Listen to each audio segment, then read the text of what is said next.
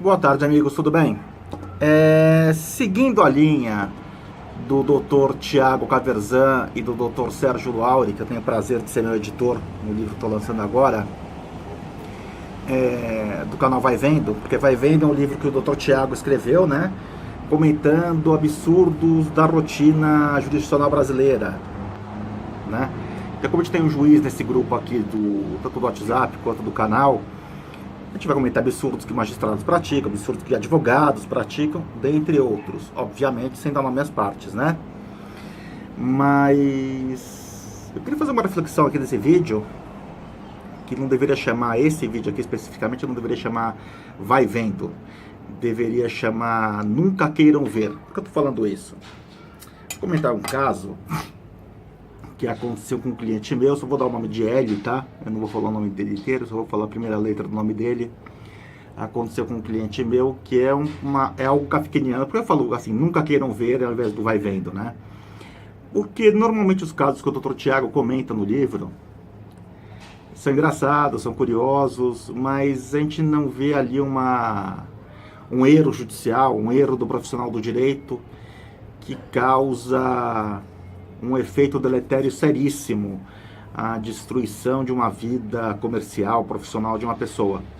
E o caso que eu vou falar fala exatamente sobre isso, tá? Então, existem erros e erros judiciais. Erros e erros. Comentar esse caso de uma forma rápida. Esse nosso cliente L, no primeiro momento não fui eu que advoguei para ele, tá? Vou falar de um pequeno erro que ele cometeu. Ele estacionava um carro de luxo numa academia e todos os finais de semana, isso é coisa de mais ou menos uns 18 ou 15 anos atrás, e todo final de semana ele viajava para Curitiba visitar uma namorada. Não demorou muito para que o manobrista da academia percebesse que ele tinha um carro de luxo à disposição dele. Começou a usar aquele carro nos fins de semana sem autorização do meu cliente. Bom, esse manobrista atropelou e matou 2 pessoas. E meu cliente, obviamente, como dono do veículo, né? Como dono do veículo, ele respondeu civilmente, em conjunto com os donos da academia, em conjunto com o manobrista também, tá? Talvez fale de um pequeno erro estratégico que meu cliente ele não se preocupou muito no primeiro momento na ação civil. Ele não se preocupou muito com sua defesa. Ele fez uma defesa simples, contratou um advogado não muito especialista no assunto e foi condenado. Mas esse mesmo advogado que fez a sua defesa civil fez uma excelente defesa na área criminal do manobrista, tá? E na área criminal, o manobrista ele foi absolvido. Vejamos, o manobrista foi absolvido não por falta de provas, por prova de culpa exclusiva da vítima. Eram 2 vítimas, 2 moças irmãs que moram atropeladas. O manobrista em questão, Querovel, ele estava dentro do limite de velocidade para a via, se não me engano era a Avenida Bandeirantes, e na época era alguma coisa em torno de 80 por hora.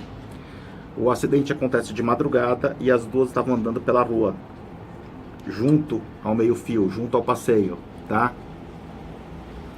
Mas estavam na rua, tá? Então, assim, ele viu isso de madrugada, quando o carro estava em cima delas. E, infelizmente, atropelou e matou as 2. Bom, nada disso demoveu o tribunal de condenar esse nosso cliente em danos morais e materiais para a mãe daquela família, para a mãe daquelas 2 moças. A gente foi contratado numa fase de ter que entrar com uma ação rescisória contra esse julgado, interpusemos, ajuizamos a ação rescisória, que também não surtiu efeito nenhum, tá? E na verdade todos os despachos desse caso, infelizmente a gente não pode colocar, mas todos os despachos dele seguem uma linha do tipo juiz do trabalho, sabe? Olha, alguém foi lesado, teu cliente tem dinheiro, ele vai pagar por esse erro. Basicamente foi isso que aconteceu, que é lamentável a gente ver esse tipo de coisa na justiça. Nosso cliente foi condenado a uma indenização que chegou a ficar em torno de 4 ou 5 milhões de reais. Eventualmente esse processo prescreveu, houve a decretação da prescrição intercorrente nele e a execução foi extinta, tá? Mas meu cliente ficou mais de 15 anos da vida dele sem poder gerir uma vida comercial, sem poder construir uma vida patrimonial por conta de um processo totalmente kafkiano, quer dizer, kafkiano. O termo correto é kafkiano, de Franz Kafka, do processo. Quer dizer, supostamente, ok, você responde pelo dano que o seu bem causa, se você o empresta a outrem, desde que esse outrem tenha culpa. Não foi o caso do nosso cliente. Ele não emprestou o veículo a ninguém.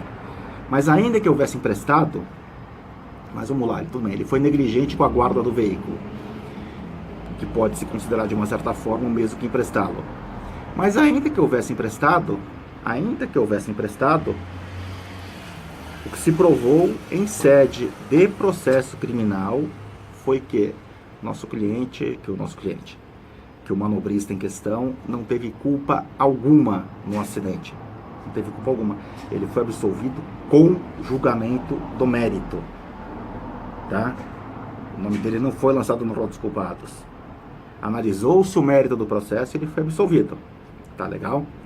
É isso que eu queria falar. É assim, de vez em quando a gente vai comentar histórias engraçadinhas, pitorescas, do juiz que nega seguimento ao recurso quando não deveria fazer. Agora você está falando de coisa séria.